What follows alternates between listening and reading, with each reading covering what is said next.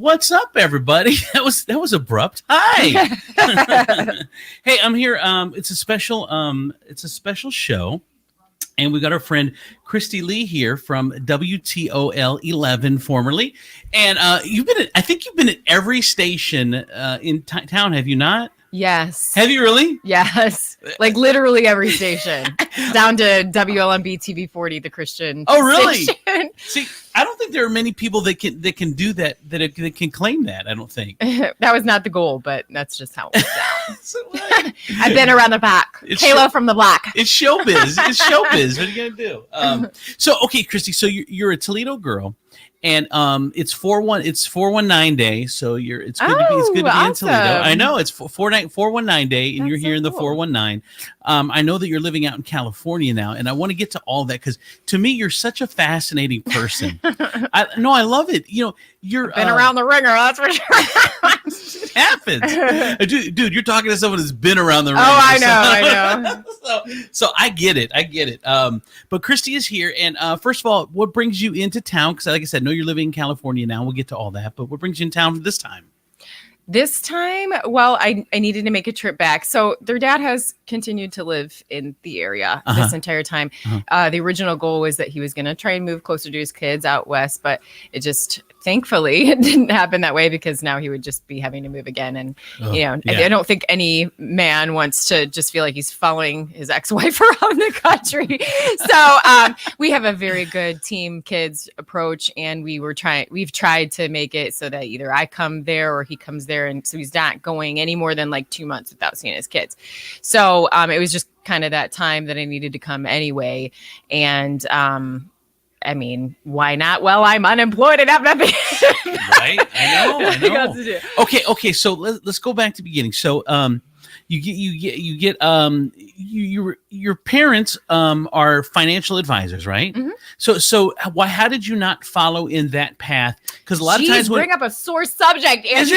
Is it? I don't know. Because usually when your parents have a business, many times you're the next generation to step in and take over the business. But was financial stuff not for you? I mean, it's probably not a fun.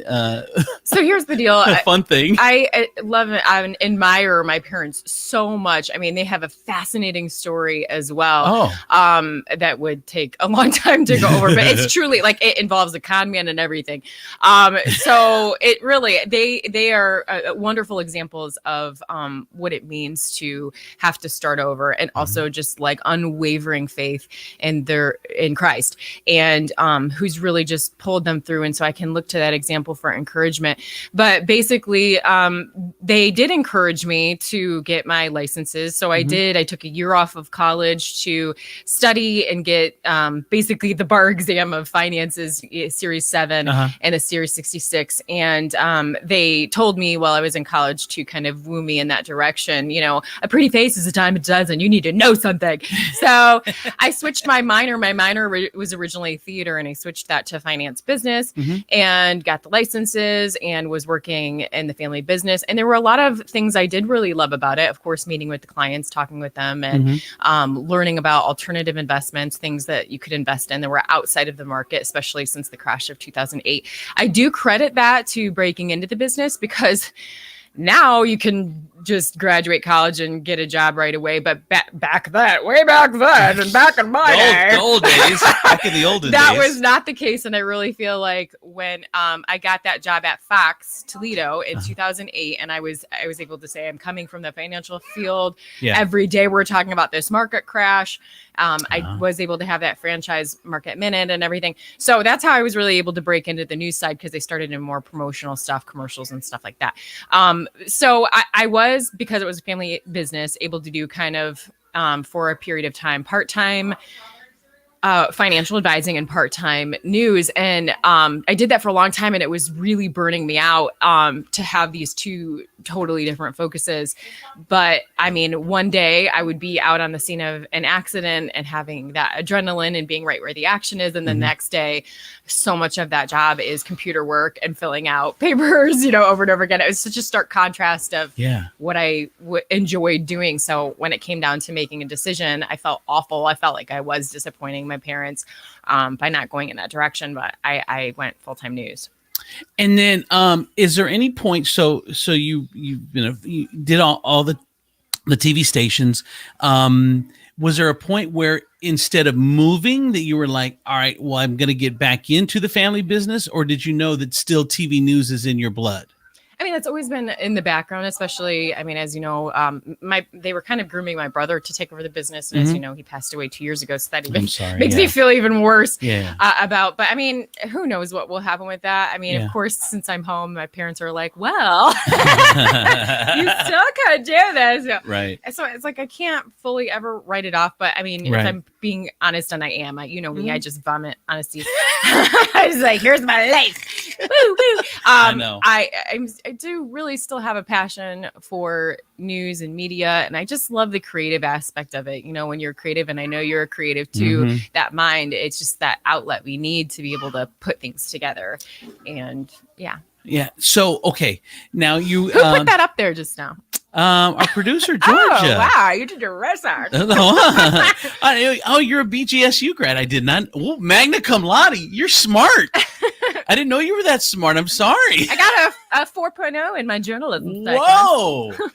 Dang. No, you know what that is, though? I mean, I did not do well so I was a homeschooler. Then I went into high school, and I was so fascinated because I was homeschooled. I was so fascinated by the social aspect of things. I mean, I'm in every like club picture in the yearbook, but I did not pay attention to academics in high school. And I'm a natural blonde, and seeing as my personality, people would be like, "Oh, you're such a ditz. You're blonde. Oh, she's such a blonde." So when I graduated, I just ended up like being like, I'm not stupid. I want to prove myself, and so I dyed my hair, and I haven't looked back. Okay, so you went and then I took it much more seriously, obviously. Yeah.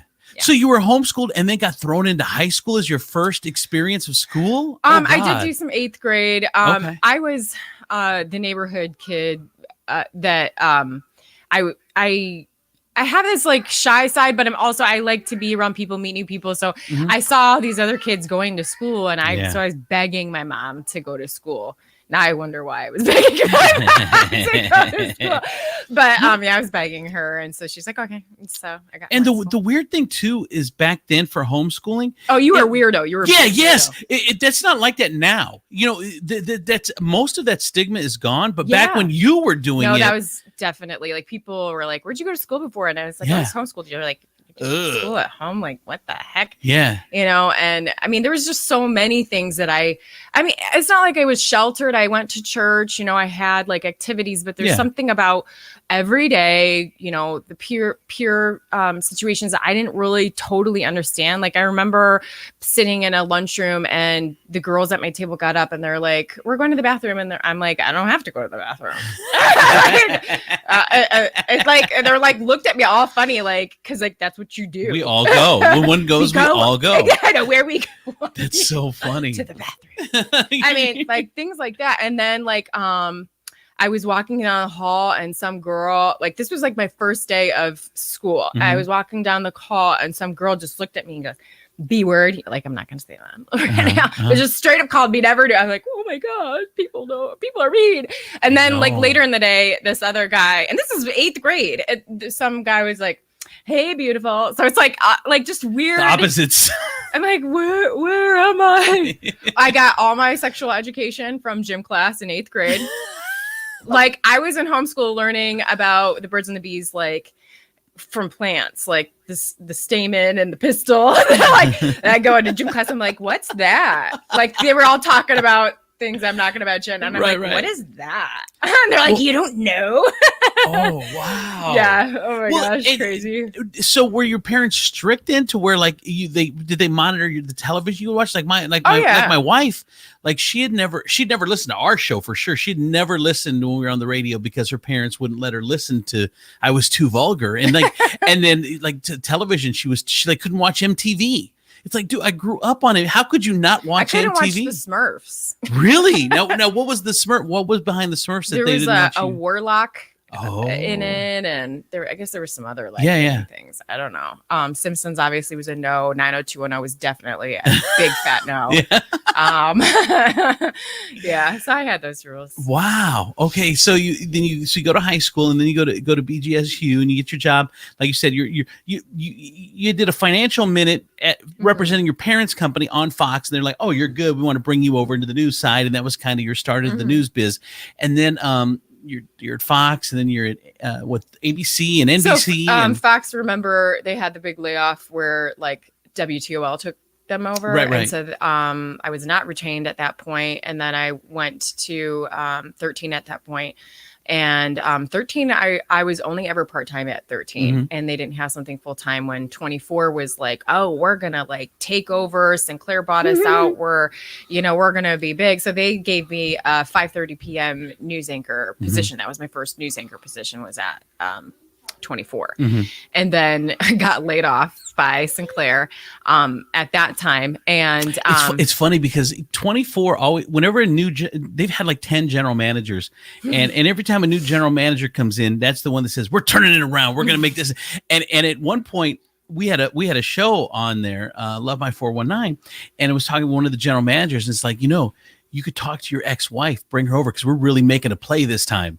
So I talked to her, and she's like, I think I'm staying at 11. I'm like, I don't know. You get more money, probably get a better time slot, blah, blah, blah, blah, blah. And she ended up being the smart one, because he was just another general manager in the line of general managers of people that couldn't turn things around. So she ended up staying at 11, which was probably the smart move. Yeah. And it is sad though, because they were doing some really neat things. Like they had the Life's Better Here, which was really very well produced. Yeah. And then I was doing the Wellness Wednesday segment every week. Yeah. I don't know, they were doing some really cool things, and then all of a sudden it was over. I know. And then so then you leave 13, right? Because 13, and then I went to 24. Okay, so then I got laid off of 24, and at that time I had an agent who was like really believed in me. Well, I still have the same agent. He really believed in me, and he was like, you can be in a high market. And I ended up getting a interview at WFAA, a really long-standing, highly reputable station in Dallas, Texas, which is Market 5. And they really liked me, and I was starting to go in that direction. And it's like, this news business is so small. I told no one about that at the time. No one. And somehow the general manager at WTOL had heard through the grapevine, and then all of a sudden they were more interested in me.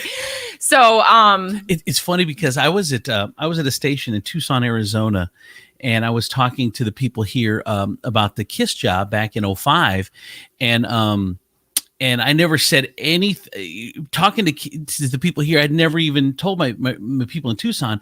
Turns out the general manager in Tucson used to be at work, and I think she worked at the Blade or worked at somewhere in Toledo. Everyone is connected. I know in the weirdest way. And so she's like, so I hear you're talking to Toledo. I'm like, oh, and then it just ended up being a whole mess. I mean, but it ended up here, and it ended up okay. But you're like, it's such a small business. It really is. So TOL finds out, because you're talking to them about the main anchor job. Chris Peterson and they leaves. didn't really seem all that. Honestly, they didn't seem all that interested at first. I could be wrong, but that's the impression I got. So I'm like, all right, well, I got this other thing going. Yeah. And then it's like all of a sudden they were more interested. And the thing with that is I did grow up watching WTOL 11, and I worked at Schlotsky's Deli, and Chris Peterson came in one time. I was probably maybe 17, 18. And I was like, oh, I want to do what you do someday. And she gave me her business card, and she was so nice. She showed me around WTOL 11 when I was still in high school. And so it was this kind of like, childhood dream situation. And so the thing, I mean, I was kind of itching to have a new experience at that time, but it's just like, I couldn't deny the fact that had been a childhood dream, and I'd gotten laid off, and then this job, the main job, came open at the same time. Like I don't ignore things like that because of my faith, and I'm like, okay, God's opened this door for me. Right. And I told my agent about it, and he was not very happy with me. He's like, why would you stay? Like, this is a once in a lifetime chance to go to Market 5. But what he doesn't understand is that doing what you do in your hometown and at the highest level, because obviously a main anchor at Channel 11, there's 11 and 13. I mean, those are the two going back and forth. And to be the main person at 11, working alongside Jerry Anderson, who's a freaking legend. I mean, you I wouldn't give up that experience for anything. You can't. You can't turn that down. Yeah, he's a great person to work with, and just a lot. I learned a lot from him. Yeah, he's the real deal. Yeah. And so he is typical, from New York. It doesn't cut any corners. Like he was telling me at the time, like, you're not getting any younger. You're only going to be marketable for so long. And, like, I mean, obviously he stuck with me anyway, but he is. He's just a classy. Actually, him and then Chris, like Chris showing you around, she's just a classy lady. I mean, they really are. They're good people. And so you take over the job at 11, and you did that for what, 2-3 years? 3 years. 3 years. Okay, 3 years. And then you have a chance to go to California. What does your family think of that? Oh, they were not. They were not. My parents were not happy with that. So with that situation, that was so difficult. And I'm not like I feel like that's so cliche. Like it was a really difficult decision for me. Right. Like, yeah, right. No, it really, really was a difficult decision for me. But it's just like, again, it was a situation where my kids are a certain age, and I have gone on mission trips. I love travel, but yet I'd grown up here, gone to school here, have been at every station. And so I just felt like I was missing an experience and missing a challenge, missing like what is news like in other markets? I mean, I do pretty well here, but how would I do if I didn't know anybody, And so I felt like I needed that challenge, and it was a now or never situation because of my kids' ages. So that door remained open. That news director and I were very like-minded, and they really wooed me out there. That's why it's so crazy that a year later I'm laid off, because it's like big moving bonus. Like they put a lot into bringing me out there. Yeah. At the end of the day, I think just after this pandemic, I was a main anchor, so one of the higher paid, and I was the newest face. So it was just like a business decision. Sure. Well, okay. So like for me, I didn't have kids till late in life. Like I was like 38 when I had my first kid. So I did all I've been in 8 markets. I've been in 8 cities, but finally in moving here, and then you have your kids here, and then family kind of starts moving here to watch the kids. And then now this becomes an anchor. It would be hard for me to leave now to do, because with all the stuff that went down with me, it's like it would have been easier to just leave, but you can't just leave. But you as the mom could take the kids with you, to where me as the dad, like if I left, it would be leaving the kids. Like she's not going to let me take the kids. I mean, and I wouldn't even ask. I wouldn't even expect to. But you as the mom, how did the conversation go with your ex that you're like, hey, I'm doing this. I'm going to take the kids. It's got to be it's some conversation to it, I'm sure. Yeah. I mean, it was a rough at first, but we talked through it, and I was just saying, you'd always kind of wanted to try something new. Is this what you want to stay, where you want to stay forever? Or, right. You could move out that way. And it was a process though. And we talked about it. And I guess my appeal to him was, how is me asking you to maybe follow me any different than you keeping me here? Like one of us has to like sacrifice, or so I think we did a good, especially now in the age of like FaceTime and all of that. It makes it a lot easier for sure for those transitions. And like I said, we were committed to like either him coming out and visiting them, or me coming back here like more than 2 months. And knowing, some people have a see the world mentality. I don't know what you would call it, but I bet he was the type of guy, like you even kind of pitched a new life to him. It sounds like it's like, you know what, go out and start something. He's like, I'll go out and start something new. He seems like the type, but you seem like the type of people that are open to that. Some people are like, oh my God, this is my life and blah, blah, blah, and I'm not going anywhere. I'm not doing anything. But you guys both seem like you had that mentality to where, hey, let's try something new. Because Colleen of home, though. I think that's the beauty of home. Like, because I knew even when leaving, I wasn't opposed to coming back. I'm still not opposed to coming back. Right.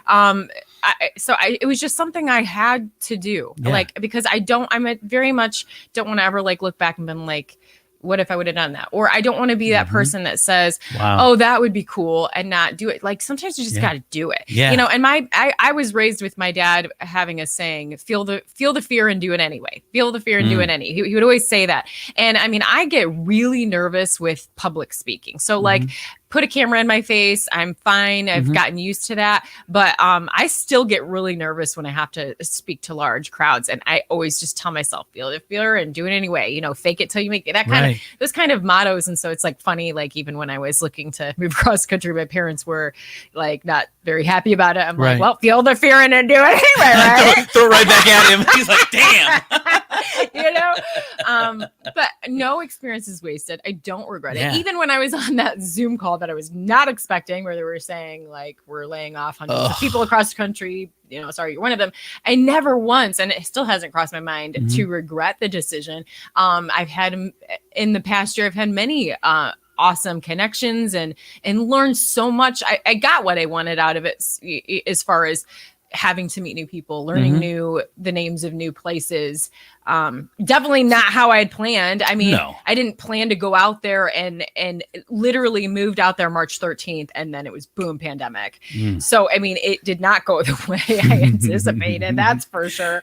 So, I mean, that's disappointing. I wish I would have been able to get out into that community. And get the full experience. Right. For me, like I said, I've lived in probably, I think 8 different cities or whatever. And it was always a rush to go to the new city because you do, it's like a new day at school where you get the butterflies and you're the big deal. They're showing you around and everyone's tuning in because they're like, oh, what's this guy think he's going to do? But so there was a lot. It was fun. And I haven't done that since I've moved here. It's been 15 years now. I haven't done that, but I envy you for being able to have that experience again. Because I love those experiences, but at some point you're just like, well, all right, I guess this is the last stop. And for you, you're a lot younger, so you're like, well, this is not the last stop for me. I'm gonna, I can go do that. Like, are you looking for another stop, or what are you just open? Like right now, do you have what this was unplanned? What is your plan now? I've had many experiences like this in my life of unplanned or traumatic or whatever experiences. And I just feel like God's always teaching us to surrender, let go, see what I have for you, and that's not easy for many people, especially not for me. I would like to think in a sort of planner, go-getter type person. And I just want to take over and create whatever I'm going to do next. And this is another situation where I'm called to surrender, let go, see what God has for me. I don't know what his ultimate plans are, but I do see everything weave together. I mean, when Dawn, is her name, was taking us to the airport to come back and visit here. She was just talking and she's like, I was in a dark place and I was praying for what do you have for me, God? And she's like, and then your family came and she's like, and I just, if nothing else, she's like, I feel like you were meant to come here for me. You know what I mean? Wow. And so I was like, yeah, I mean, it's not always about us. I mean, how does our life intermingle with someone else that might need us, So I have to and that's what I've said. I've had so many people saying bigger and better things are coming your way and the next thing's gonna be huge. And I appreciate those comments, but it doesn't have to be. I mean, I do have to surrender to God's will and plan for my life. And maybe the next season is going to continue to be a humbling one. And maybe it's meant to help someone else. Maybe this whole season is to help others, because like I said, all year I was talking about businesses struggling and people losing their jobs in my daily newscasts. And then suddenly it hit home for me, and it was me that had suddenly lost her job. And so it seems fair, it's not fair for me to be talking about all these people's lives that are affected in such a huge way and not experience it myself. And now that's why I'm doing, this silly thing where I'm sharing my journey on Facebook, and I'm putting these little stupid blogs on YouTube, like how I sell myself. Yeah, tune into this stupid. Yeah. No, I totally want to listen now. I know it feels uncomfortable, but I'm sharing that because there are people. I'm getting tons of messages like I appreciate like taking this with you because I lost my job back in January and I still don't have anything. And I'm like, wow, So I mean, the fact that people can feel like that I'm relating and whatever nuggets that they get out of anything I say, But I think but people just crave real. And I think you say stupid or whatever, but the more real that you can be and the more real that you are, I think the more people appreciate that. Like, being honest and it just being yourself. And hey, I'm going through this and it sucks and I'm scared and whatever. I think people appreciate that now, that they don't want just hey, I read the teleprompter and then go, the camera turns off and then I don't know what happens to you. I mean, they want to get their information. They want to feel like you're a friend or they know you. I think that's big right now. I think that's big now. And I think that you doing that and being as open and honest as you are, and I think you are helping other people. And maybe, like you said, that is your calling. When you took the job out in Fresno, you talked about your brother passing away a couple of years ago. How did that play into decision making? Like, how did that change who you are? Like, did it make you say, you know what? I only have one. I only have one life, so I'm going to go out to Fresno. Screw it, or whatever. It definitely had that impact about it, and also just a reminder of the life that we lead and the impact that we make on others in general. I mean, it was so obviously so sudden. I mean, we were reporting on breaking news. And I was at the anchor desk and I was getting texts from my mom. I'm like, my mom should know I'm doing this right now. Like, why is she texting me? But I was checking it and she's like, do you know anything about that breaking news you're talking about, this accident? And I thought my mom was being dramatic. And but then I started to worry. And as we found out, when I did finally find out, it was still in the newscast. And I was like, oh my gosh, and we didn't know if he was alive or dead at that point. And I was like, well, I have to finish the newscast. I'm just in shock, and they're like, no, get out of here. And so they like literally pushed me out the door. And thankfully where he was just around the corner. And he was in a car accident, right? Yeah, with his daughter, my niece. And so we went to the hospital not knowing what was going on. But like when they just had us waiting and weren't telling us anything, obviously it became more clear. I'm thankful that I got to say goodbye there at the hospital, like see him there. But comforted by the fact that like even my niece, his daughter said that it sounds abnormal, but this is not abnormal for my brother. That they had been having a conversation about heaven and like what it was going to be like on the way back from Columbus, because that's where his daughters lived, and he had to make the trip like halfway, Sandusky or whatever, back here. And they had been talking about it. So that's comforting. And then when he passed and all the people that showed up at the funeral, people were coming up to me and saying like, your brother talked about Jesus all the time and it really made me evaluate my life, and I'm reevaluating it again because of this. And so it's just, everything's so interconnected. And life is short, go where you feel led. Have you always been, I know your family, you've talked about it, has always been religious. Was there ever a point that you strayed from religion and came back, or have you been really?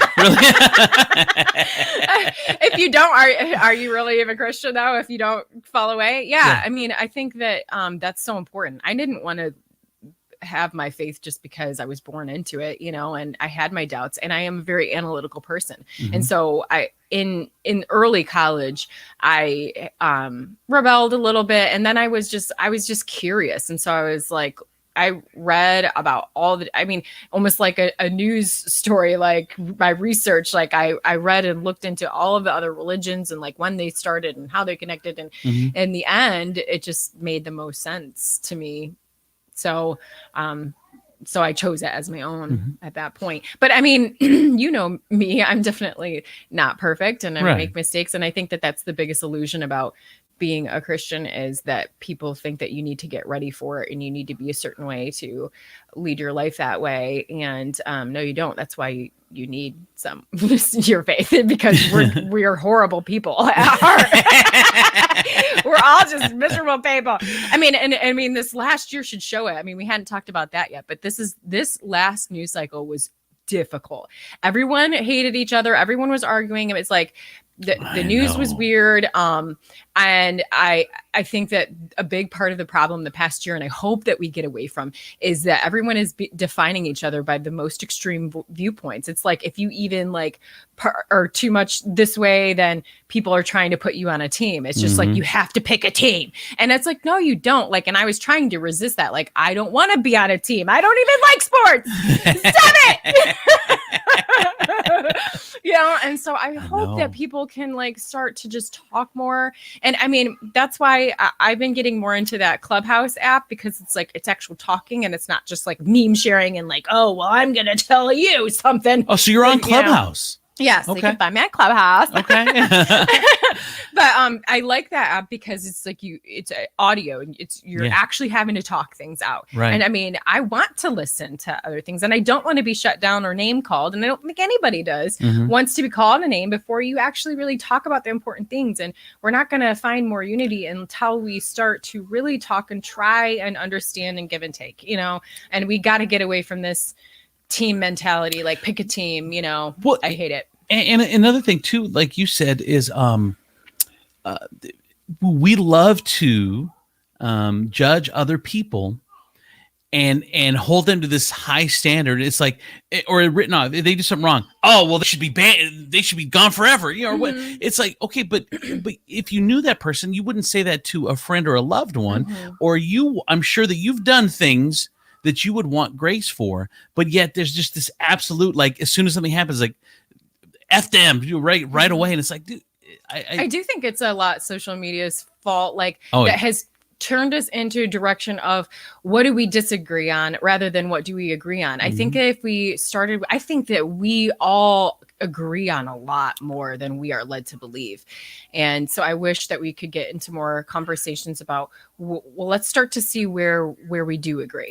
But that's the strategy for people that are trying to game this. I don't know, game the system, but they're looking for anything that they can divide, and then they like you said, they amplify that, and it makes it look way bigger than it actually is. That's their business. That's how they make money. That's whatever. There aren't a lot of podcasts or broadcasts or whatever people agreeing that they're popular. I mean, the only way you make money is to hate the other team and to be more vicious and be more vitriolic. And I've been in the news business for a long time, and I'll tell you what, this past year, that's the thing that what I felt most uncomfortable with, is that I feel that is permeating the news business. And so I was trying to just take out inflammatory words and adjectives of scripts, because it's like, that's not traditional fundamental news, to have these adjectives or words that had an undertone, and it happens on both sides.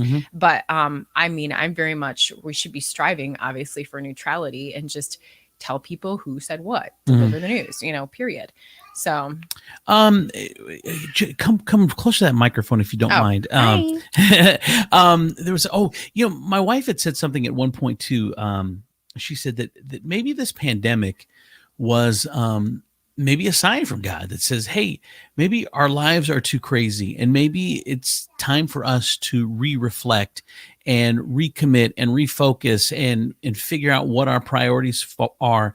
And a lot of people have figured out new priorities in this thing. And it's like, hey, like an example, like I'm working with a guy on some business stuff, and he called me a couple times yesterday, and I said, hey, with the family. He goes, oh, cool.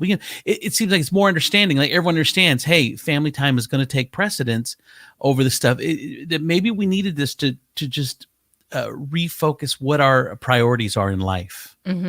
Does that make sense? Oh, it makes total sense. I mean, and I think it's great that there are more opportunities to work from home. I mean, I know it's like inspired me to see if there's any feasible way I can kind of do some of my own independent things and have more freedom. I'm not going to say too much, but I do have a potential opportunity still in California, in an even bigger city, but like in the reflection, like in the past, I might have jumped at something like this. I'm still going to check it out. But right now, I mean, my fiance, I'm oh yeah, congratulations. I saw that. We're just talking about like, gosh, this time with the kids is so short. Like the world is crazy. Like that should be one of the number one things that we're looking at is what's going to allow me to have the most impact and create the best quality of life for my kids. So that's what I'm trying to do. I'll check out Open Doors, but I'll have to do that through the lens of what's going to give me the most time with family, which is now, as we know, most important with all the craziness. The challenge with you and I is that doing what we love to do and being able to do it from home and not being attached to a company is how do you monetize it? Like, how do you get paid? It's like you and I can put out fun content. We can do this and do whatever, and you can jump on Facebook, which is amazing. And it's great for fans or listeners or whatever, but how do you monetize it? And then you try to charge, and then it's like, well, okay, you're gonna pay $3 for us, or you can just get Netflix, who is putting $1 billion into content. It's like, the challenge is how do you monetize what we're doing to be able to continue to do what we love, without having to be tied to a company and doing it their way. That's the challenge. That's definitely the challenge that I'm looking into and there's so many different ways of looking at it, because it's like that you also have to check yourself, like, do I have enough valuable things to say? Right? Like it's very like awkward putting yourself out there. I mean, in terms of thinking like, could I make a living off of this? I mean, it feels uncomfortable, but it's like people have to make a living, like you said. So it's like, how do I go about this, and how do I do it without feeling icky?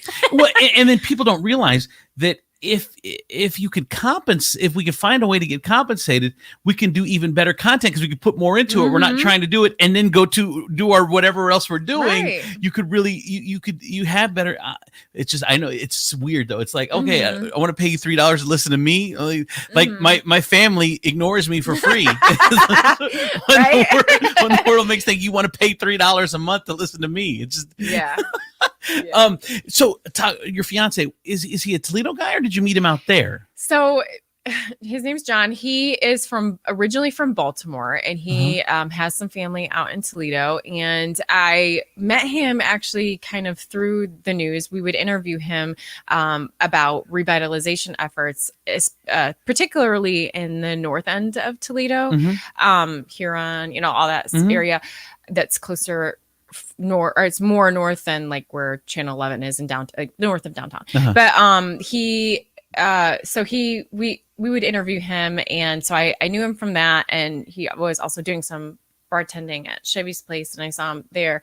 And he always likes to tell me that the first time we actually talked was I was coming in, and I had come in with some WTOL people, and we had come in after work for a couple of drinks, and he's like, you were a couple Moscow mules and he's like, you cut out of nowhere was like, I have 3 kids, like I'm 36, and he's like, yeah, so it's just funny. He just likes to remind me that was like one of the first things I said to him.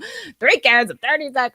But anyways, so yeah, that's kind of how we met, and he's a fascinating person too, and I feel like they always say opposites attract, right? But he and I are so scarily similar, but maybe we just like ourselves or something, because we have so much fun together. Like he's very interested in like podcast things, and he was, oh my gosh, he was homeschooled.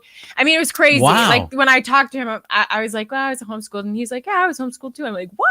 Like it's just, we have so many similarities in personality and background. He grew up as a Mormon. So just a fundamental, like I grew up in a fundamental Christian home, and his was like strict too. He's no longer Mormon. He's just Christian. I gotta say, but yeah, just very, very a lot of similarities, and a lot of things that we even have talked about doing together, because he has the same interest in media and things like that. Does he have any kids? No kids. No. So how has the adjustment been with your 3 to have a dude just randomly kind of pop into the picture, and then living with you full time? Because I'm sure did he go out to, or is he living out it's here? Been long distance. He's still here? Yeah, he's still here. It's been long distance for an entire year.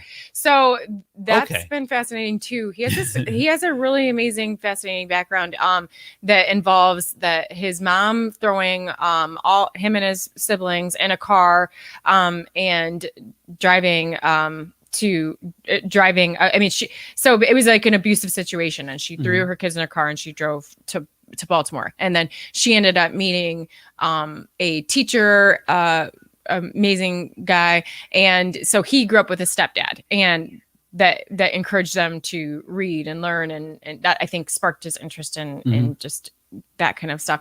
But so he's well aware of like their feelings, which is really cool. Like he can talk to them very frankly about like, hey, I know what you're feeling. Like I felt the same way, you know? So he brings that to the table. And I mean, since he does come, like half of his family is Catholic, and he makes this joke himself. So he's like, half of his family is Catholic, half of them is Mormon. So he's like, I have so many nieces and nephews. Like he's been no stranger to having a bunch of kids around. and he's like a big kid himself. Like he's very good with kids. So. Wow. Okay. And so you're, is he? My life is so complicated, oh right? My God, it's so complicated.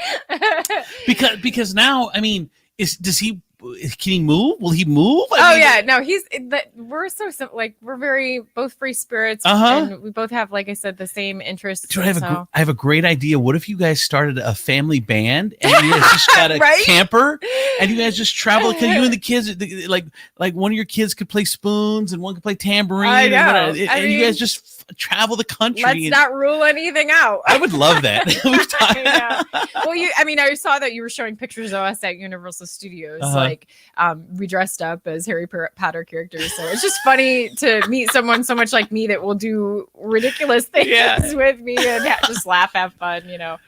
What a challenging, crazy life you have had. I know. Well, I mean, I met him shortly before I took the job in California. And that was one of the things that really like sealed the deal for me, that he's the real deal, is that I feel like a lot of, when you're in that beginning of a relationship, you're starting to really care about each other, would be like, you know, you got a good thing going here, you know, you should just stay here. But instead he was like, I think you need to take this opportunity. And like, he said it kind of tearfully, but like, I'm like, oh, like just he put me first and like what was best for me, even though he was very much like almost putting me like, I might lose you, but this is what's best for you kind of a thing. So you guys look like a TV couple. Maybe we will be. I know. Who knows?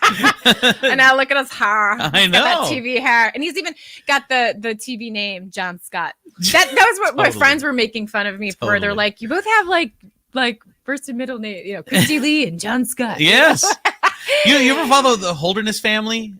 Yeah. Oh my God, I love that. You could be the next Holderness family. It'd be amazing. Okay, so how are your kids taking all this? Because you picked up and they moved away from family with you to go to California, and then you know, now mom's out of a job. Like how are your kids adjusting to all this? I talked about this in one of my little vlogs or whatever you want to call them. I just feel like it's very important to be very honest and straightforward with your kids. I think the tendency, and even my tendency, would be to just be like, I'm going to figure this out, and then I'll bring them into the situation. Right. But once there's an answer. Yeah. But instead I told them right away, and I looped them in. And there was even a day I was particularly down, and I had taken my daughter somewhere. She's 13. And we pulled back up into the apartment, and I just like kind of took a deep breath, and I started crying. And I was just like, I just want to share with you that I'm struggling right now, you know? And I don't think that that's a bad thing to do with your kids, because I think that I think what it did, because a week later she was having some like friendship drama, and like she came to me, and I think that it sets a good precedent to be vulnerable with your kids, because then they feel more safe about being vulnerable with you. Yeah. And so, I've just been very honest with them, and I just try and say, you know, like, we'll see where God takes us next. You know, I think that, and I know that that's not everyone else's philosophy, that, you know, some people would say what's the most important is stability for your kids and everything. But I have a different take. I think that when I look back on my childhood, I appreciate that I had stability, but I wouldn't have minded some different paths growing up, because I think that teaches your kids that, you know, you can go anywhere, do anything, whatever. I am hoping that they're learning that, you know, you can take risks and chances and adapt, and, you know. Well, they say you can't be successful if you don't take risks, or like I think you said it in a certain way, but I'll just reiterate: it's like you have to do things that are uncomfortable, or you have to do things that are scary. You have to push yourself to better yourself. I truly believe that, and stuff that's scary, you just got to do it. And they've had awesome experiences since we've been there. And I bet that they'll never forget. I mean, even John talks about this. He's like, when Ivy grows up, she'll be like, yeah, and then we lived in California for this time, and we did this. It's just going to be another memory for her. We've gone to Yosemite a couple times. There's another Shaver Lake area. We've done a ton of hiking. I mean, they would have never gotten to do those things here. So it's neat that they're getting different experiences. And the other thing is the fact of the matter was when I was here, I do have a hard time saying no. And so it's like my weekends were being taken up, making appearances and speaking at charity events. So I really was not seeing my kids that much when I lived here. And then I move out there, and it's because of the pandemic and because I was new there, I didn't have those other extra demands.